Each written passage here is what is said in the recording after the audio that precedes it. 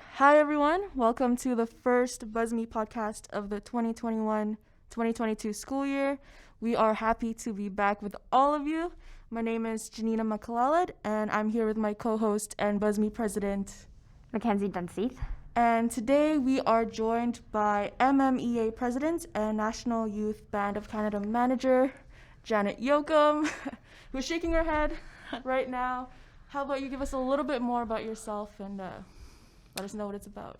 Well, you'd said, well, thanks for having me here, first of all. Thank you for coming. Yeah.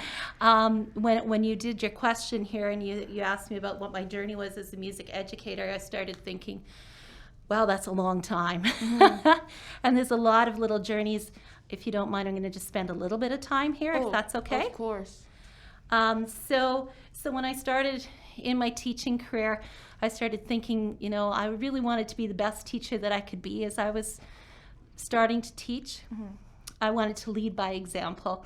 That was one of my big things that I always wanted to do.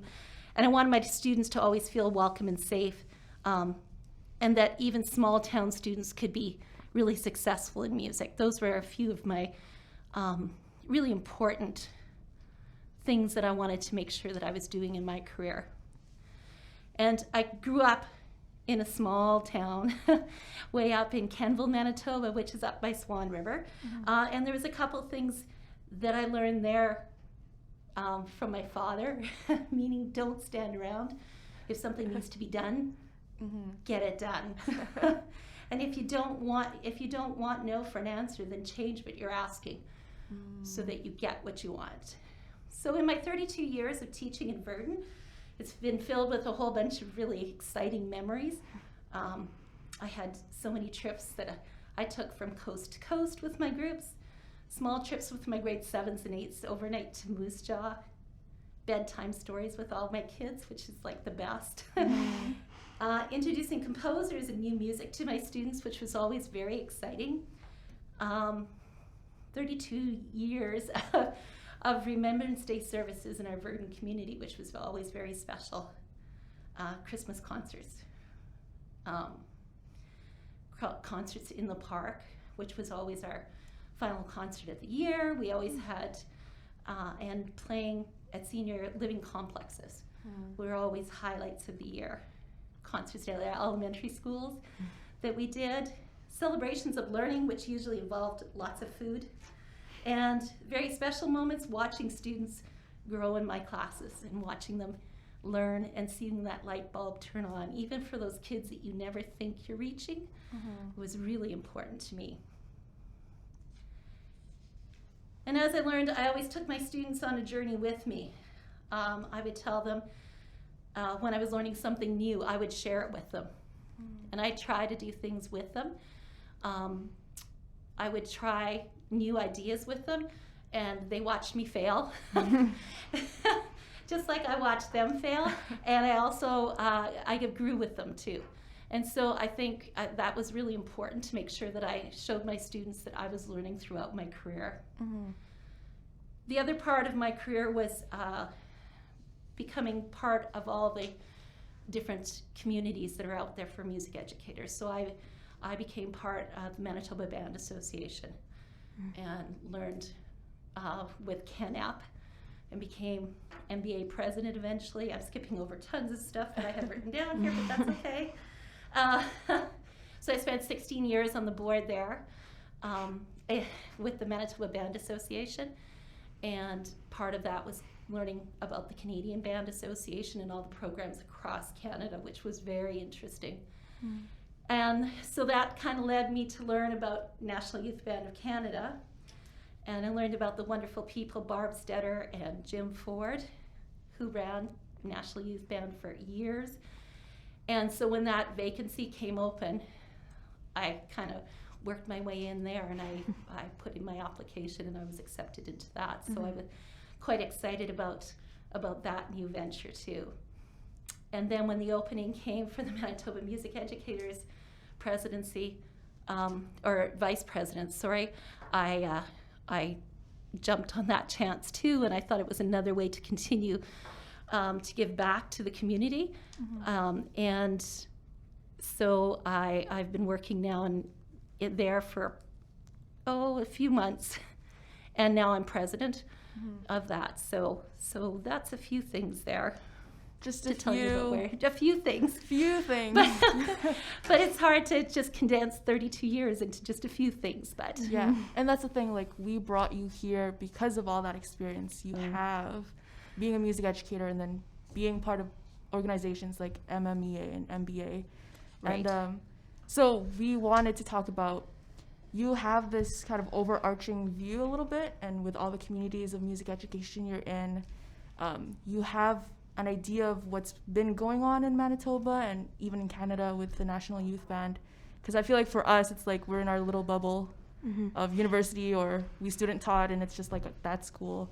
But with the pandemic going on, how has that been in music classroom? How have you seen that kind of change music classroom? Were there specific challenges that you thought were really big and really stood out to you that a lot of music educators really had to adapt to? Right. So there's lots of those, right? And I think we all know that, a lot of us had to go to carts and go from classroom to classroom. So we were kicked out of our classroom, for example. I was kicked out of my, not kicked out, we had to move our classrooms into other areas. Actually, to begin with, I was in the gym. And we had the gym for a while until things got really bad. And then from there, we were on a cart going from classroom to classroom and had to change really quickly and on the fly. There, you can talk about all the challenges there are, but music did get hit pretty hard, and there was a lot of music teachers in the province even who didn't get to teach music at all during this time, right? And had to go and teach other classes or fill in for other classes. And for a while I had to do that too, that some of my students were sent home. And so we weren't allowed to teach them music during that time. And so I sat in on other classrooms, and even seeing how other teachers were struggling just getting regular classes going, everybody was struggling. So it was more, I had to figure out a different way to make things work. And so I used those communities.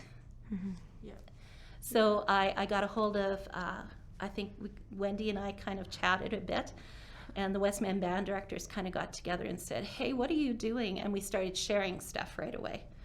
And then that went to a provincial level, and eventually Manitoba Band Association had Thursday nights. I think we called it The Answer is in the Room. And we started sharing any ideas, and people were actually posting lesson plans on there for people just to take and use. And so I think it brought, although it was struggle, I'm not saying it's not a struggle, because it was. And it was there was a lot of mental health issues, right? That we were all by ourselves, and it was hard to get those ideas. We felt very alone. But I felt that alone when I first went out teaching, because we didn't have internet. Right. We didn't have a lot of those things, or internet was just starting, I think. There was some email, not a lot. And so unless you reached out or knew somebody, you weren't connected anywhere. You were all by yourself. So I learned Ken App's phone number really well, 663-1226. I can still, because man, I dialed that number so many times and found somebody on the other end who connected me to people. And so I learned early on in my career that I knew that I couldn't just stay in my little bubble, that I had to reach out. So when this started happening, when the pandemic started happening, I felt that same closure coming in, that you're all by yourself. And so the first thing I did was start reaching out to just even within our division, reaching out to our BUSMEA people here, and then eventually the province. And so yes, it was difficult for sure, tiring, yes, but there was a lot of great things that came out of it too. And like, as we were just talking about, the challenges come with successes. what do you think? Were there specific things that you saw in music classrooms that were like inspiring in particular? Mm-hmm. Yeah, we did some interesting projects this year. I was lucky enough to have a student teacher during some of that time, so that kind of helped get some new ideas going too. We did some interesting ones where we took movies, trailers for movies, and the students had to find music and add sound effects to them all. So a whole different aspect of the music making, right? We also did a project where the students, and I totally stole a lot of these projects. I didn't come up with them. Okay, we adapted them, but lots of them I didn't come up with. One of them was the gift of music, so it was around Christmas time, and we found playlists of different Christmas music, even from different cultures, and we put them together so that we could take them to the senior living complexes, so that some of them could listen to some of the music and things that were going on. We did projects where students composed their own pieces at home, using whatever they happened to find in the kitchen, right? And they had to somehow put some pieces together, right? So there was all kinds of things that I guess I never thought of or didn't delve into enough because we were so busy with the performance part of everything. Right. And so this was an opportunity to expand on other things. We did a project called Becoming an Expert. I used that a lot. And the students would have to become an expert on a piece of music or on a composer or on whatever it was that we happened to be working on. And they had to find all the information that they could, and there was a whole list of things. And how they presented it was up to them. And so we had all kinds of compositions coming in that I didn't even know kids were composing at that time and things. And so all of that was a huge growth that I'd never seen before, but in a different way, right? So it sounds like your students got a bit of a positive experience through all of this, even though it was abnormal. So what kind of an impact do you think the pandemic has had on students in schools who are really involved in music? Like, it was taken away and then they brought it back, but it was different and they had to adapt. They kind of missed what they were used to. But so what do you think about how it affected them? You know, I think a lot of the students, now I can just speak to what I've seen. I can speak about a few things that I've heard from other people, but it was different. And in some cases, the joy was taken right out of making music, right? Because a lot of that is the community and that whole part too. The joy was taken out. Now to try to bring that back or bring it back in a different way is hard and takes a lot of energy, especially over Zoom. Yeah. Do you think that music education is suffering a little bit now because there is a bit of a gap in what students have been able to learn? Just like in anything, in any of the subjects, absolutely. Like like when we think about it, when you think about some of the things that have gone on here, we have students who haven't sang in a classroom for almost 2 years.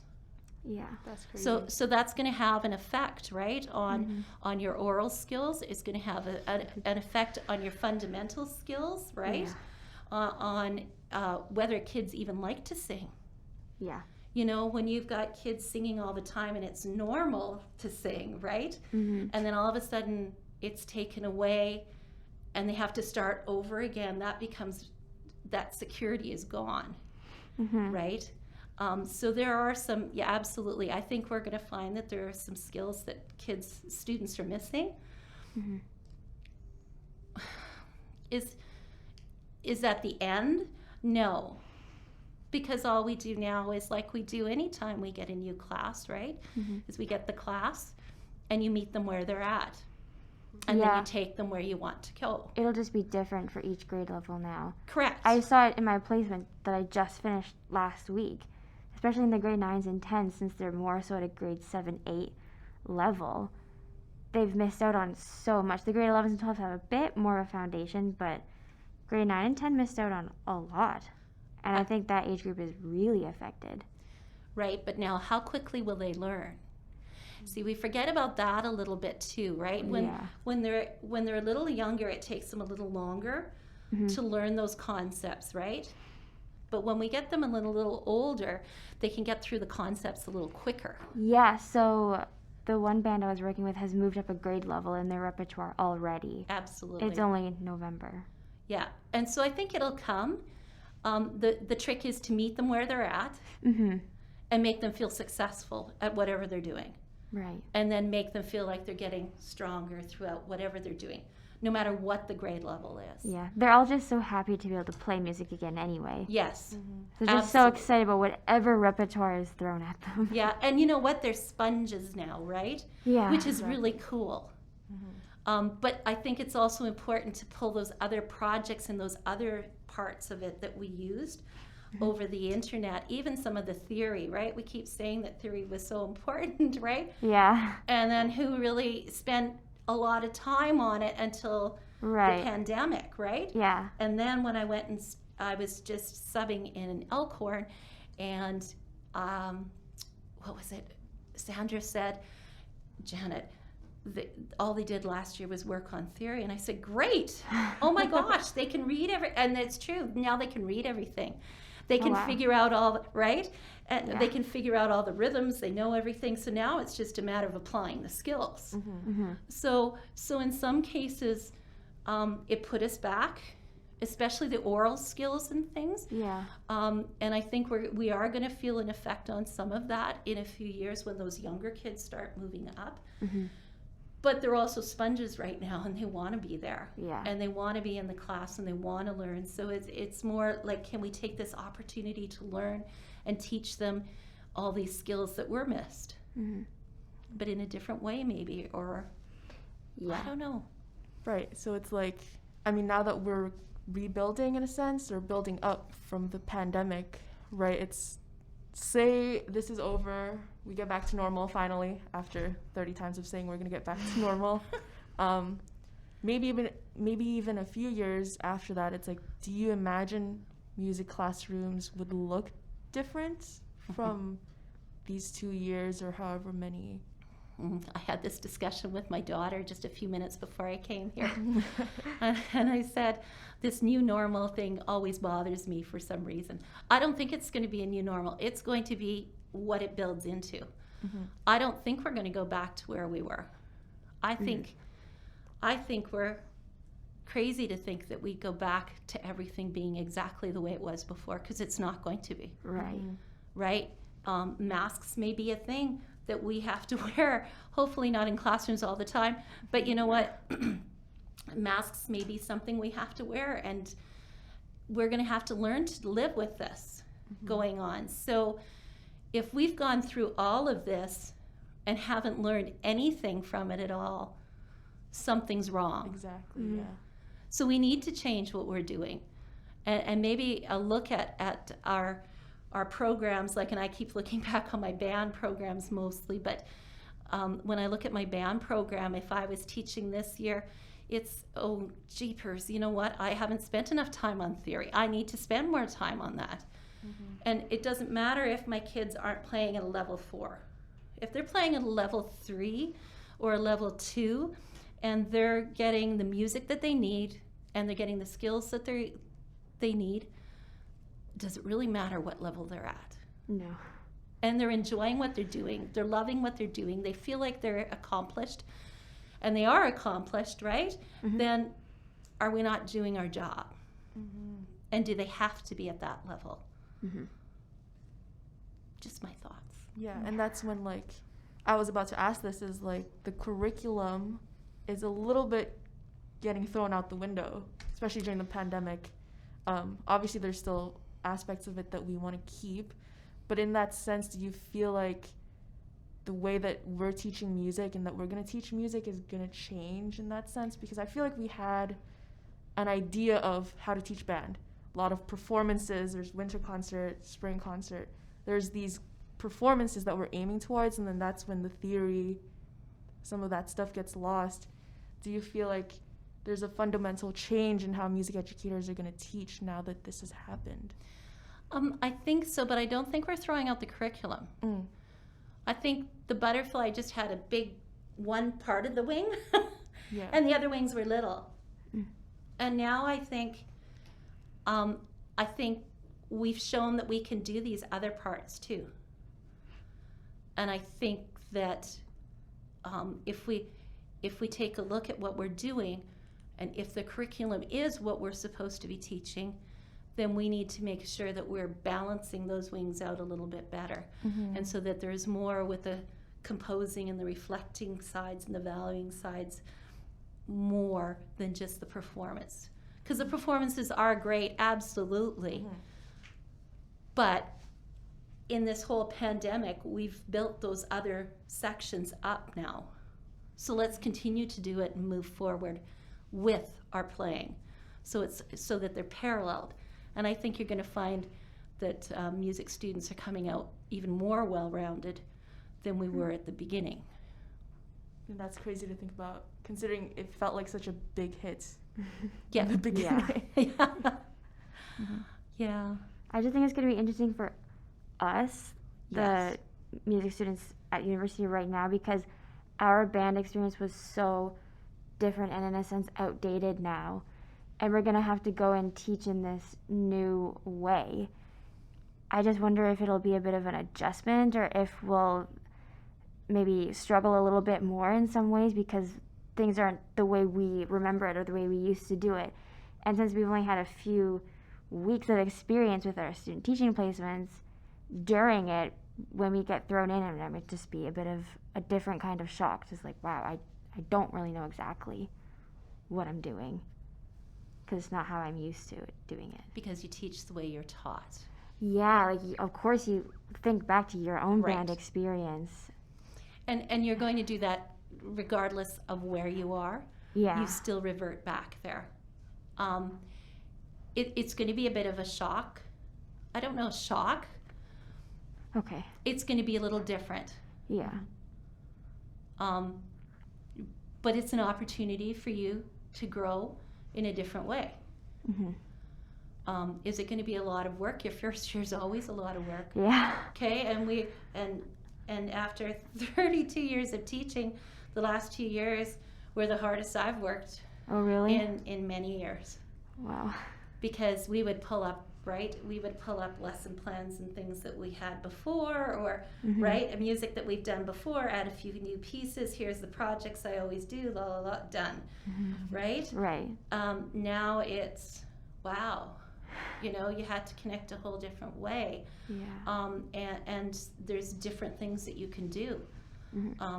But it's also exciting, right? Yeah. Yeah, like, yes, it's going to be different. And I think it's more the way that you look at it. Is it an opportunity, or is it, oh my gosh, this is a lot of work, right? Yeah, exactly. And so you reach out to some of those people who have been doing it for years and ask them for, but everybody's kind of, not years, I guess it would only be a couple years now. But there's places everywhere, like MBA has a website that has a whole bunch of shared programs on it. Shared lessons that people have done. I know that the Choral Association has one. I know that the guitar people have. Like, everyone's got those now. And I think as new teachers, you have to reach out to those communities and find out where some of those resources are. And you'll build some new ones of your own. Yeah. And then you'll build on that, right? But I think it's reaching out to those communities and being involved in them that'll help you through too. Yeah. Is that helpful? Yeah, it is helpful. Thank you. It's going to be a bit scary. Your first year is always a little scary, right? There's lots to learn.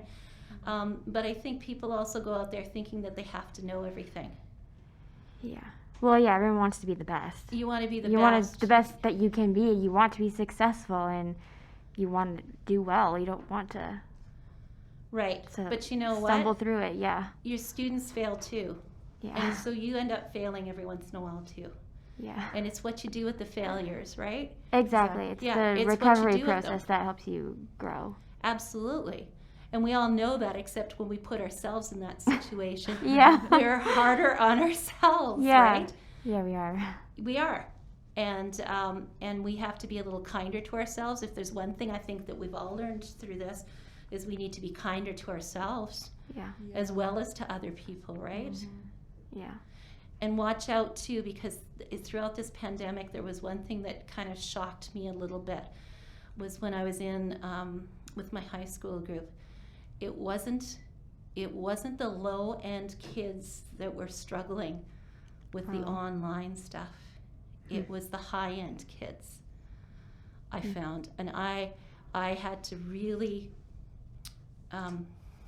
it took me a long time to finally reach this one student of mine, and she was like honor roll student. Oh, wow.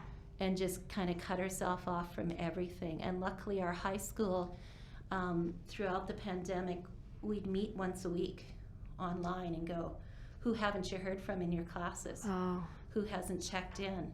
And this one girl just didn't check in. I finally got a hold of her, and we finally started talking, and she just felt so overwhelmed with everything that she just didn't know where to start. And so sometimes it's not the lower end kids that you need to just really keep a lookout for everyone, because wow, that really struck me. And it wasn't until after she graduated that she said, you know, if you hadn't have found me, I wouldn't be graduating. And so it's really important. We don't know who we're going to touch in our times, right? Yeah. So you have to kind of keep an eye out for that too, but also keep an eye out for yourself and give yourself a little bit of latitude also. Well, that sounds like an amazing point to end everything on. Yeah, thank you so much. Thank Oh, you you're so welcome. much. Do you have any last words? Last words. I think I wrote something down. Wait, I'll flip over my paper. Okay, there we go. I have a little bit here. What I wish for all of you is that you take the opportunity to learn and become better and share that learning with your students. You have an opportunity to be a leader that doesn't need a pat on the back after every turn. Do it because it's the right thing to do. Build the community of people that you want to be a part of in your staff and with your students. Be authentic, take time, share your time, and sometimes just Now you have a choice. You can choose to take it as an opportunity to move forward, or just stand and let it happen to you. And that's your choice. Wonderful words. So I hope it's helpful. Yes. Thank you so Thank you much. very That much. has been more than helpful. Yeah. Good. Very Thank you so much. inspirational. Well, anytime I can help out, you know where to reach me. Thank you so much. Thank you so much. I don't know how to end a podcast, so I'll just say goodbye, everyone. Stay warm. We'll see you next time. And thanks again to Janet Yochim for joining us today. We really, really appreciate it. Thanks very much.